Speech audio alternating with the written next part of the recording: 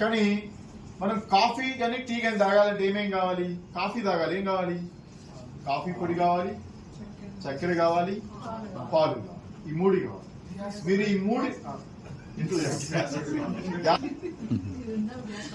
ఈ మూడింటికి పెట్టే ఖర్చు మీరు ఓన్లీ ఈ కాఫీకి పెట్టుకుంటే చాలు. హాట్ వాటర్ లో తిరగొట్టుకుని తాగచ్చు. జస్ట్ మీరు హాట్ వాటర్ తీసుకుని ఈ పొడి వేసేసి కలుపుకొని తాగేయచ్చు. మీరు కాఫీలు టీలు బయట తాగితే మీకు అనారోగ్యం వచ్చింది. వి కాఫీ వాడితే ఆరోగ్యం వచ్చింది. ఇది ఒక వండర్ ఏంటంటే ఇది మనకి హార్ట్ కి మంచి స్ట్రెంగ్త్ ఇస్తుంది. మన బాడీలో ఉన్నటువంటి ఆర్గాన్స్ అన్నిటిలో కల్లా రెస్ట్ తీసుకునే ఆర్గాన్ ఏంటి? నేనే చెప్పే ఇప్పుడు మళ్ళీ ఆలోచిస్తూ ఉన్నారు. గుండె. ఒకసారి బిగ్రౌండ్ అప్లా సార్. హార్ట్ సపోజ్ మన చెయ్యి ఉంది, దాన్ని ఇప్పుడు మనం ఇలా ఇలా అంటున్నాం. ఎంతసేపు అంటాను నేను?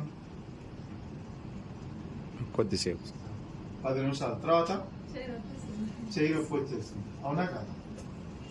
కానీ మన గుండె ఎప్పుడు పంప్ చేస్తూనే ఉంటాం. అవునా కాదు?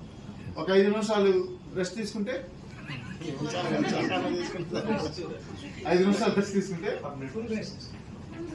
టికెట్ కొట్టుకొని, అవునా కాదు? కానీ దానికి చుట్టూ ఉండేటువంటి మజిల్స్ అన్ని డ్యామేజ్ అవుతుందండి.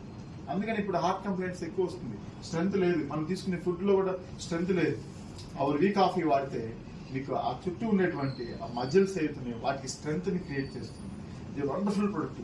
ఈవెన్ లైఫ్ లో హార్ట్ కంప్లైంట్ రాదు, డయాబెటిక్ రాదు.